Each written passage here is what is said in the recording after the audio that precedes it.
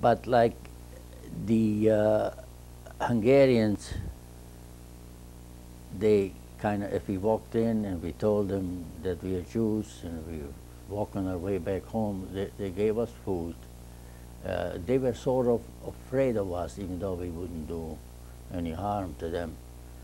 But at the same thing, if we caught a train,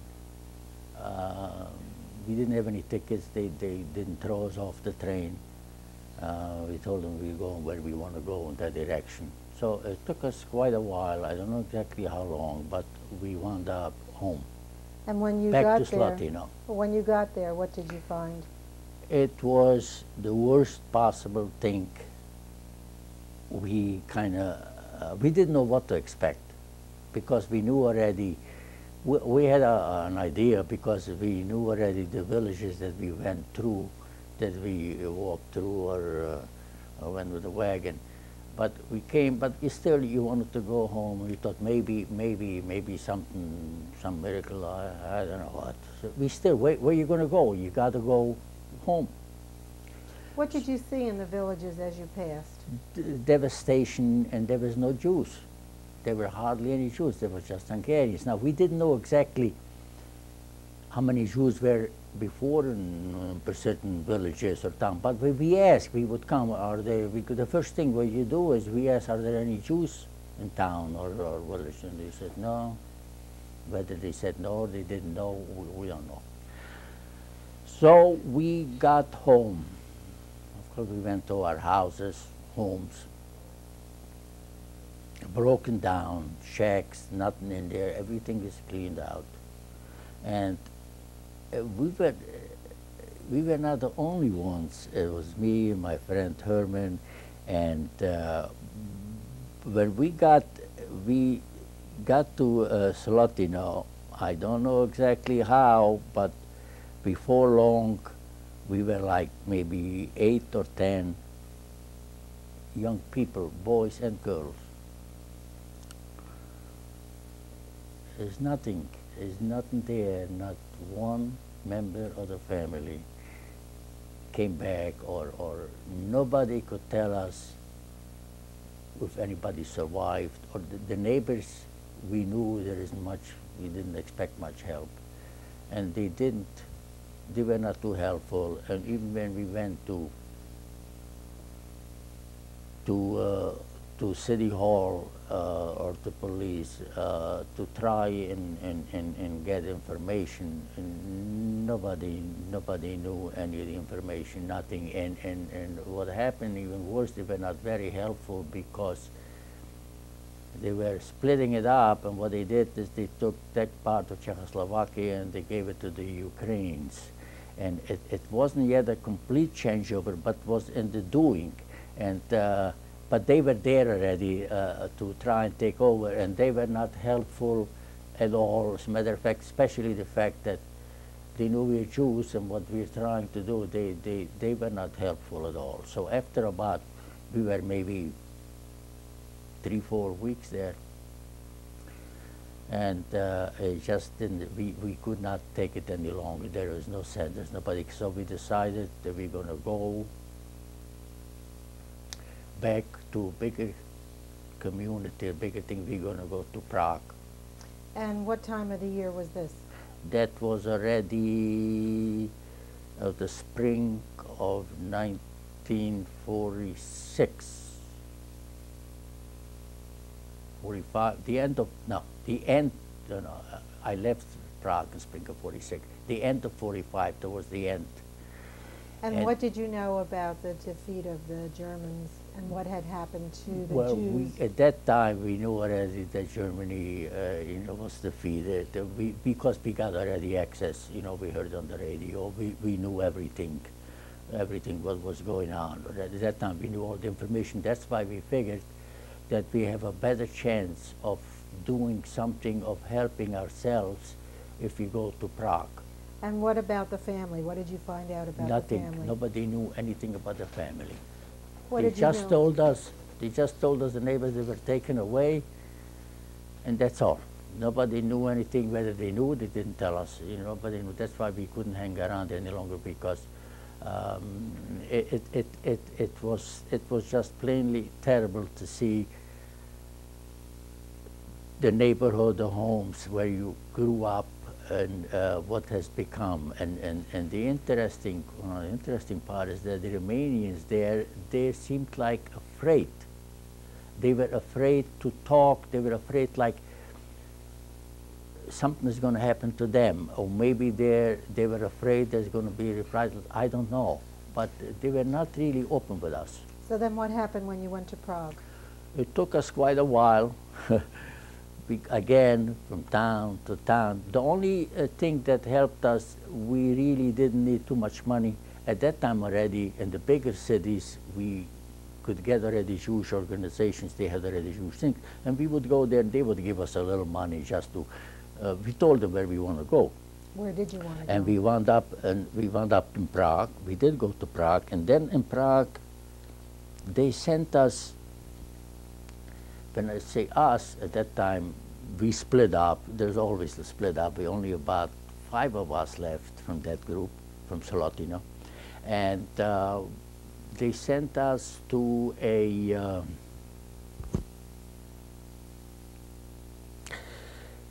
it was like a convalescent home type of thing, like a recreation home. We used to be outside Prague, it was away from Prague, maybe, I don't know, 50 miles or so. It must have been owned before by the Germans, I don't know, whatever. And it was, and they set us up there so we should recoup a little, and they took us, examined us, the doctor, and this is about the first time that we really got an examination and so forth, and they put us up in rooms and food, you know, like a regular, like a hotel type of thing. How was your health? How was your health? Considering pretty good. How much did you I was weigh? lucky, but the only thing I had was I developed during those winters sleeping out there most of the time, almost outside on the property. I developed a bad back, you know, back pain because you know that was it. But otherwise, I had no problem with the stomach or anything like that. How much did you weigh at the time? I have no idea. I was never a heavy guy. I was never a heavy guy. I don't how know. long did We never weighed ourselves. That time, maybe I don't know. How long did you stay there? We were set up there for 3 weeks. They took us like a little vacation, and then we got somehow, either we got in touch with them or they got in touch with us, I don't know. The Zionist movement, the Harutzim, somehow they got in touch with us, and they, at that time the thing was strong already to go to Israel. So they said we should try and go to Israel, and of course for us that would have been the most beautiful thing, you know, so we said for sure. And now we had to go. How do you go to Israel? I mean, it's not so simple. So they told us that we have to get to Italy. And how did you get to Italy? We got there. We went back to Austria, but that time they helped us a little with money, and also they had already connections. So we were surprised. I don't know whether it was surprising or not, but we were surprised. They had already connections where they had trucks, and they would transport us by trucks. You know, they would took us back to Austria, and to the Austrian Italian border, and we got into Italy. And where did you go? At that time in Italy, when I went to Italy, I was 100%, I was going to go to Israel. I was very strict in the, I was saying, you know, there was no questions, that's where we're going to go. And we went to Italy. a lot of maneuvering there too, because some consider it illegal, some consider it legal. We had to cross the border again, you know, at night, you know, because Who helped you? if you didn't have the proper papers saying you were in, if you couldn't prove you were in a concentration camp, you were not considered, you know, whatever. You were And so dubious. who helped you get across the Italian border? The Halutzim, they organized it. They took us by truck to the border, and then they got somebody, you know, who knew the things, you know. And where did you go when you got to Italy? They took us across the border. They bought us a ticket on the train. There was a little town or a village or whatever. We came to the station, and they gave us a ticket. You got on the train, and they told us to say buongiorno. If anybody comes, say buongiorno, buongiorno. That's all we knew. And we went to Milano, the big city. There was the center, and from there they took us to Bari. Now, in Bari, maybe in Milano already, the house, it was a big villa-like type of thing, which was probably owned before by some Mussolini's friends. At that time, that was completely controlled by the Haganah.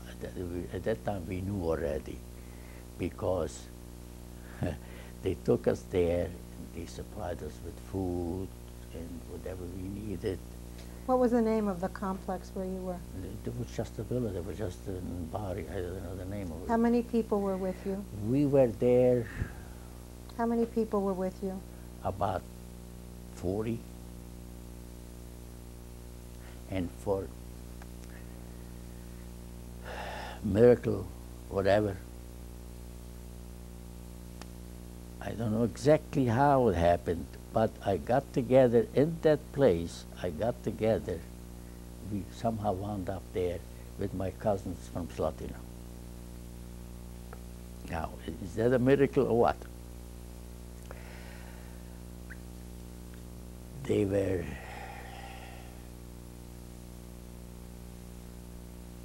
five, but there was only 4 of them with us over there. What And happened to the 5th one? She was at a different place. She was a survivor too, but she was a different place. She Where didn't- had the cousins spent time during the war? In the concentration camps, Which camps? Auschwitz. As a matter of fact, the 2 youngest ones, they were twins. And sometimes they showed they were, where Mengele was doing some research, and they show 'em, they actually show tapes, you know, where they were marching the kids from one door, and it just so happens, if you watch them, I says, oh my God, those are my cousins, the boy and the girl. They were in that group of twins that Mengele was experimenting with, whatever What he did was your doing. cousins tell you about what had happened to them? Believe it or not, I never really got into it. We knew they had trouble, and they just did not collaborate. You know, we tried to say, okay, we are together now, and we're going to try and make it. And the older sister, the leader of that group, of the Halutzim there, not the Haganah, because we didn't know anybody there. We didn't know any names. They were all dressed in Italian soldier uniforms, you know. The leader of the group fell in love with my cousin, the older sister. And that's how I wound up being alive and being here. Because the Haganah came one night with military trucks, and they loaded us up. They were going to load us up. And there was a boat and about a mile away from the shore in Bari. And we were going to go to... What was your oldest cousin's name? Gittel. And who was... We called her Gizzy. Well, who was Her boyfriend at that time was Karl Chobotaru. And like I said, they got married. Well, they got married. And so what did you know about their experiences at Auschwitz? I did not, we knew so much from other people that I did not particularly, we did not question, you know, what's your problems. I didn't tell them my problems. They didn't tell me their problems. How long did you stay in Bari? We were in Bari there, oh, about 3 months. And like I said, they came with a truck, they were going to load us up. So my cousin, they got together, they got married, and he was, like I say, he was a leader in the thing. So they sent him for like a honeymoon. What happened to you? That's what I'm coming to. They sent him for a honeymoon to Santa Maria, whatever, they had the camps there.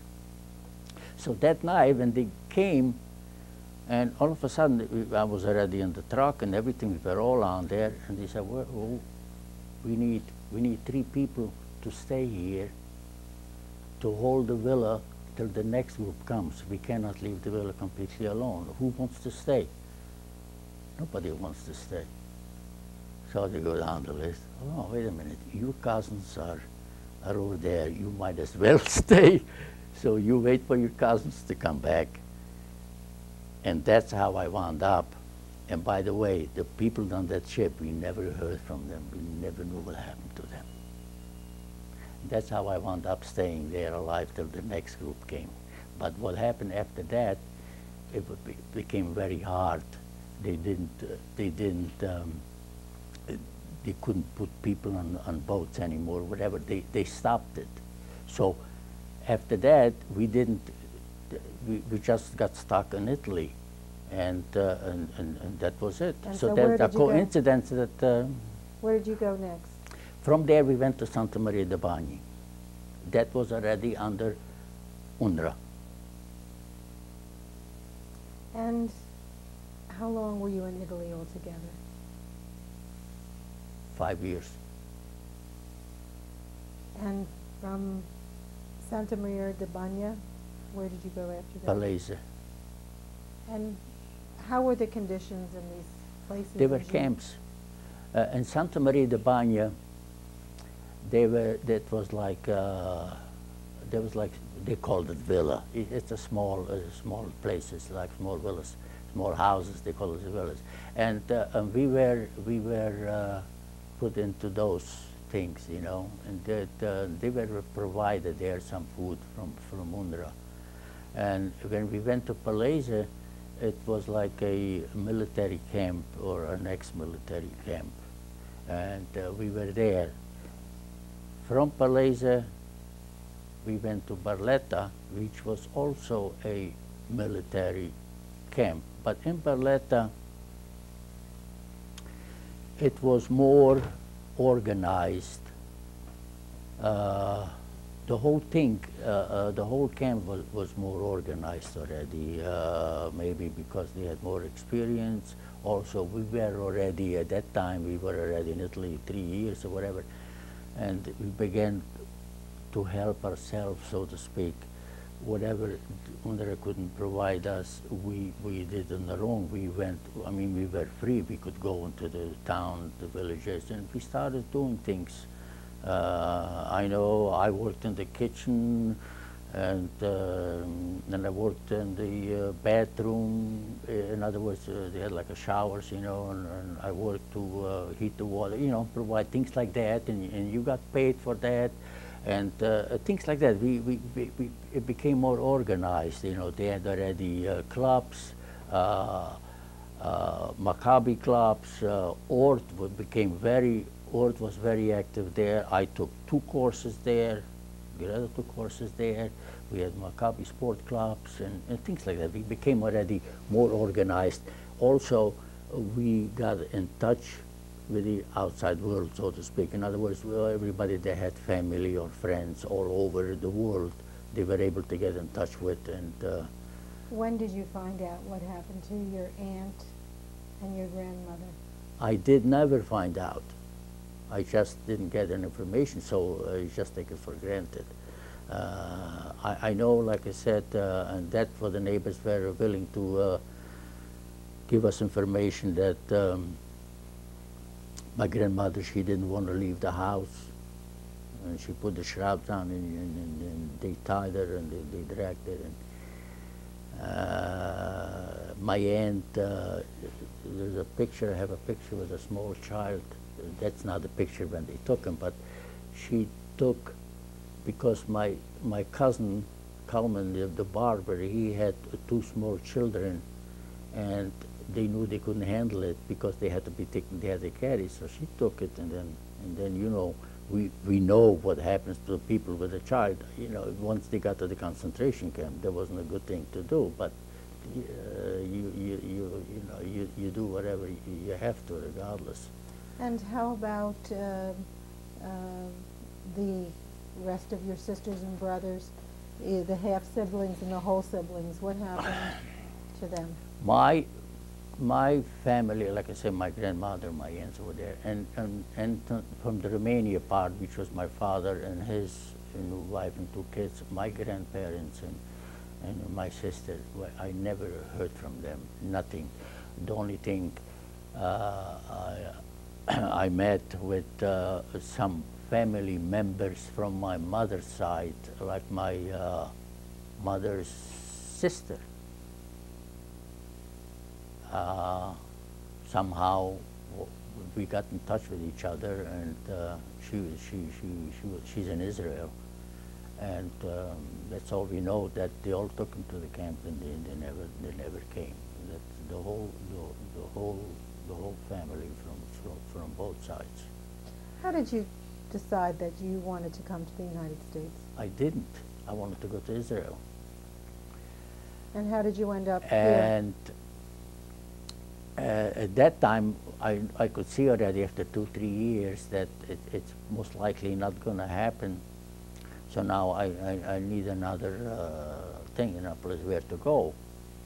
So I started inquiring, because I had families over here, had uncles and things, you know, if they would sponsor. At that time they needed a sponsor, and for whatever reason they couldn't sponsor me.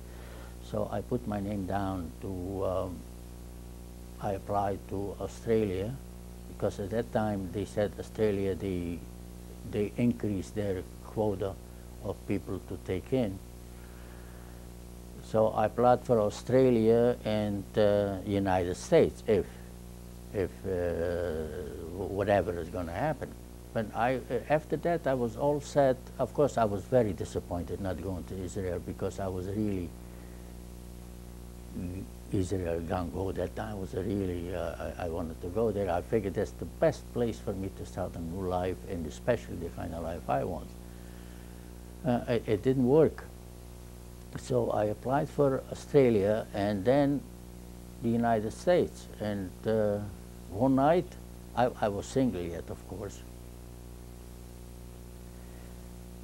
What they did is, when they took the people to United States, they took families first, and couples and whatever, children, and I don't know, whatever. The single guys, especially young guys, they really didn't bother much. All of a sudden, one Saturday night, the loudspeaker calls my name. I should come to the office. I go to the office. It turned out there's a ship leaving on Sunday morning, and 2 families with children got sick, and they can't make it.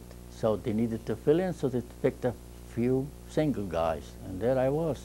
It didn't take me long, half hour, I was ready. I didn't have much anyway. And that's how I happened to come to the United States. And by the way, I'm very lucky. What organization helped you once you arrived here? Excuse me? What organization helped you once you arrived? Well, I was sponsored by the Night of Pigeons. And they have a nursing home in Ogdensburg, upstate Ogdensburg, New York. And when I got off the boat in New York, of course, again, the same thing. They took off first the families and everything, you know. They started unloading 6 o'clock. We were up already 4. Who slept? You know, I was looking for the Statue of Liberty. And they took all the families. By the time it came, I was like, it must have been the last one. It was like 6 o'clock in the evening, and I was dying from hunger. So I get off the boat, and there was a lady waiting for me. And she says, she looked at her watch. She says, "Are you hungry?" She spoke Yiddish. "Are you hungry?" Of course. She says, "I'm sorry, we don't have no time. I have to take you to the train." And she took me to the train. But I said, I gotta eat something. So there was a vendor with apples. I bought myself an apple. That was the first purchase in the United States. I bought myself an apple. Anyway, she took me to the train, and she says, "Give me the ticket." She says, "You don't have to worry about nothing. Just sit on the train. You come to Ogdensburg. There is somebody going to wait for you." Okay? So I'm sitting on the train right now. I'm a new country. I'm on the train again. I'm going. And it was before Christmas. It was just before Christmas. And you know, the people are talking there. I knew a few words because, like I said in Barletta, we started to get a little more active, started to take English lessons. I didn't speak fluently, but I understood a little bit. What date did you arrive? What was the date of your arrival?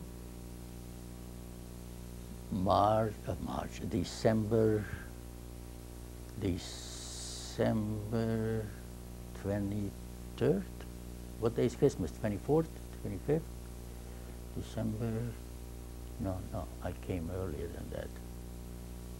I came, must have been the beginning of December. It was beginning of December, about 2 weeks before Christmas. And I'm going on the train. What year was it? What year? What year? What year? 1949, December something. What was the name of the ship that brought you to the States? Greeley. And what were your first impressions when you got off the boat? I was hungry. I didn't see much. I was bewildered watching the whole day, standing there to get off the ship. But first, when I saw the Statue of Liberty, I shouldn't say we came by. I saw I think it must have been either not the Long Island Expressway. I think that's the Bell Parkway. You can see from, no, that's the other side, the West Side Highway, because it's on the other side. And I saw the highway. I said, "Oh my God, look all them cars." I mean, this is so thing to me, you know. And that's all, you know. And then they took me to the train, and so they're talking. There's a soldier. He must have been going home on vacation or something. And they were talking, and I heard him saying something with a woman there with a child, and just talking about something. So, you know, they being polite. They started to ask me something, you know, and I tried to say a few words.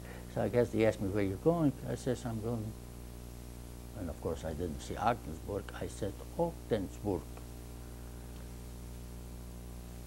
We're going to change tapes. Okay.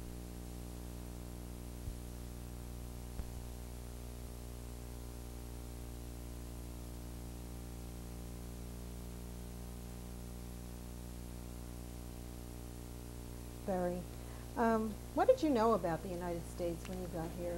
What had you read or what had you heard? Well, I knew what I knew about it. I knew that people are better off than any place else in the world. I didn't think that the streets are covered with gold or anything, but the only reason I got the impression is that because the family, they used to send money for my grandmother, and they used to send me packages and things like that, and it was obvious, you know, that and they were not rich people, they were just working people, so that was the thing. And by that time already we've been reading already about more in Italy and everything, you know, so well, you have a chance, that you have a chance. What were your goals when you arrived here? To get a job, number one. Again, I always had the same thing. I wanted to get a job to be able to support myself, and maybe some things that I don't have to count the penny 3 times before I spend it. And how did you learn how to speak English? Well, like I said, I spoke a little bit when I came, and then when I came to the States, I wound up Ogdensburg, New York, in a nursing home, and over there they only spoke English. What were you doing in the nursing home? That's a funny story, because the lady put me on the train. Anyway, she almost sent me to Canada. If that soldier doesn't look on my ticket, I would have gone to Canada. She didn't tell me I have to change trains to go to Ogdensburg. So, sure enough, when I got in Ogdensburg, I heard Ogdensburg, and I get off, and I'm looking. There are not too many people getting off. It was me there, and there's a lady there waiting. So I said, oh my God, now what? I'm over here in Ogdensburg, but this is definitely not. So finally, the lady comes over, and she spoke English only. And she says, Berkowitz? I said, yeah. It turns out they made a mistake. They thought I'm a woman, because on my thing it says Shloma Berkowitz. Now, why they thought Shloma was a girl's name, I don't know. Anyway, so the